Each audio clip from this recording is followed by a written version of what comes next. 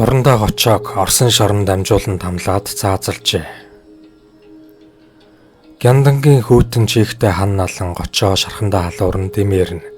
Тэр бэр өдөр шөнөгийг ч мэдхээ болжээ. Хүнд цоож зураг, хангинан дуурч, хаалга хягтнан онгойч, давсгүй усанд үүсэн хүч бодоо оруулж ирэхдээ сая өдөр болж өг мэдэрнэ. Хатуу ширүүн байцаалтыг тэр эр зоргоор дэвчж байлаа. Гочоод урд нь өрдөө дуулж мэдээгүй. Гэмдэн дэмдийн эсэргүү хэргийн итгэвтэй гişүүн Японы тагнуул гэсэн ялд тулгаж манжи үеийн харгас эрүүшүүлтээр эрүүдэн хэлс хэрэг тулгаад байгаа нэнэжээ.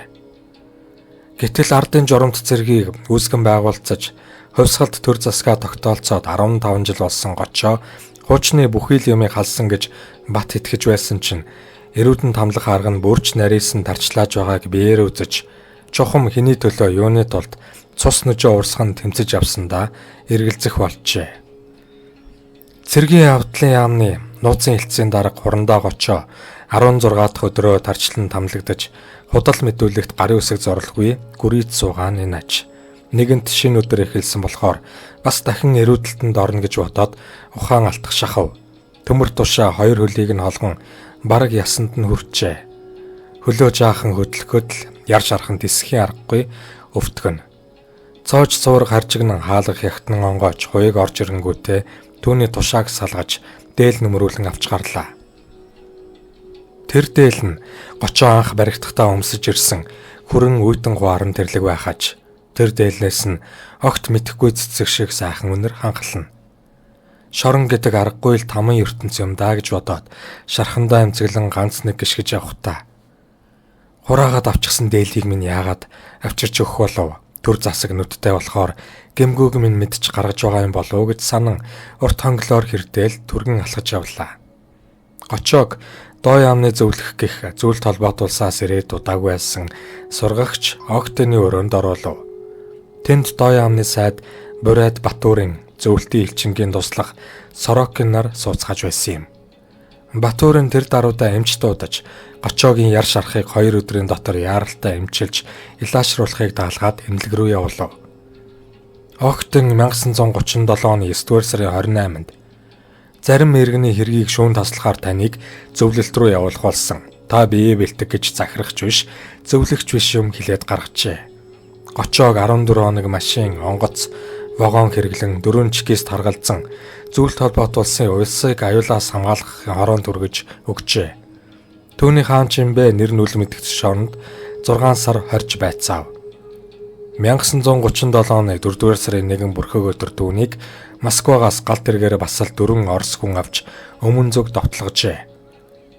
Хар тэнгис Кримийн хоогдох Симферополь хотод нэг өнжөөд автомашин хөлөглөн хаашаа Чимбэ одлоо.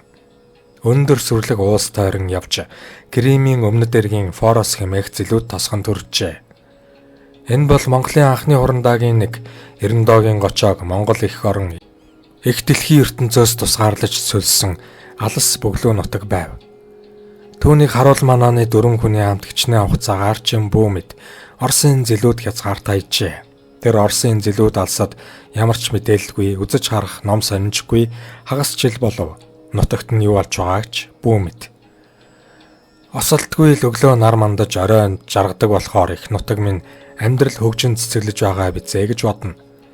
Манааныхаа нэг жүүд өвгөнтэй дотн танилцаж ойр зургийн ямиг асууж мэддэг болов.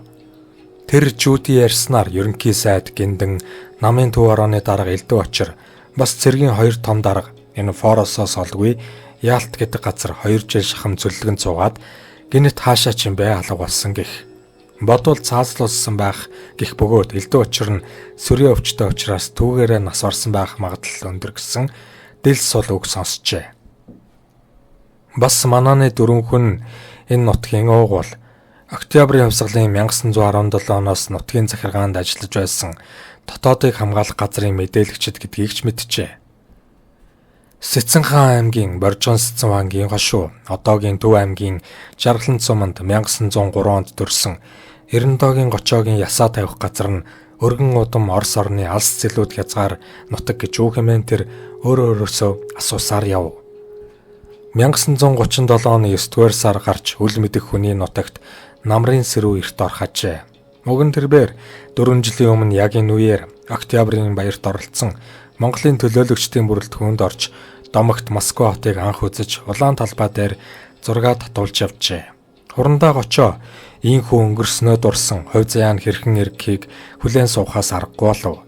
Оргож босох тухай бодовч хэрхэн гарч яаж Монгол орондоо хүрэхийг үл ухаарна.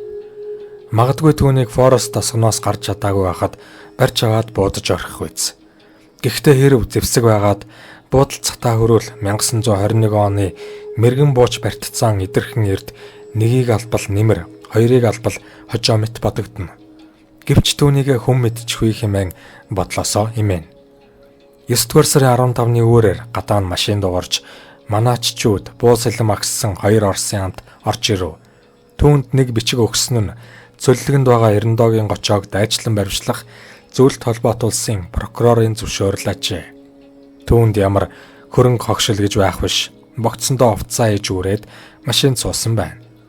Жүүд өвгөн амар мэнд нутагтаа хүрэхийг өрөөж Монхор хамрынхаа хажуугаар гялцах нулимсаа арчин үлджээ.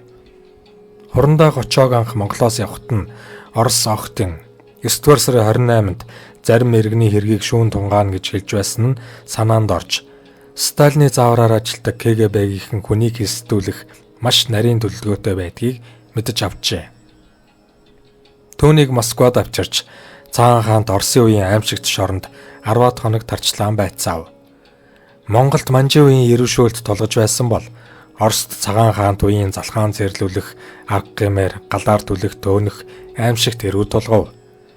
Эрендоогийн гочоог гиндэн дэмдийн бүлгийн идэвхтэй гишүүнгэх хилс ял тулгасан ч цэргийн яамны сөрөг тагнуулын газрын даргын хувьд бүгд дуулсан сонссон явдал байжээ. Харин тэр эсэргүүцэн тагнах арга боловсруулж, маршал дэмдэд танилцуулан хэрэгжүүлж, улс орны харийн дайсны нууц бодлогоос зайлуулж байснаас биш, эх орныхоо эсрэг ажиллаж байсан нь нэгэхэн ч үгүй. Түүнд 1937 оны 10-р сарын ихээр Японы тагнуул эсэргүүгэх хил сэргийг тулган хаалттай шүүх хурлаар цаазаар авах ял оноосон билээ. Хурандаа гочоог 11-р сарын 26-нд Монгол улс тунхагласан ойн өдрөөр цаазаар аваачжээ. Эрендоогийн гочоо гэдэг Монгол цэргийн шинэ үеийн төлөөлөгч улс төрч залууг дөнгөж 34 настайд нь Орост инхүү ёс бусаар эгүүтгсэн байдаг. Харин ардчилсан хувьсгалын буйнаар Эрендоо өвгтэй гочоог улсын дээд шүүхээс 1991 онд цагаатгсан байдаг.